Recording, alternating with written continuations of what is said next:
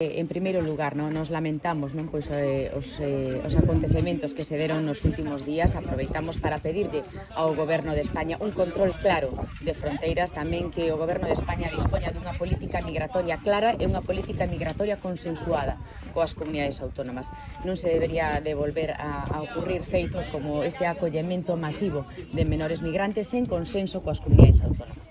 As comunidades autónomas somos todas solidarias, pero estamos dispostos a dialogar e a participar co Goberno de España sempre nesa acollida de menores dentro da capacidade residencial que temos as comunidades autónomas. O sea, Galicia non pecha esa porta. Galicia sempre dialogou co Goberno, sempre estivo disposto a acoller dentro da capacidade residencial que temos a comunidade. Tamén recordar e lamentar que o Goberno de España por primeira vez recorta a partida orzamentaria destinada ás comunidades autónomas para a protección de menores. Polo tanto, as comunidades autónomas estamos dispostas a acoller, pero sempre que contemos con ese financiamento por parte do Goberno de España.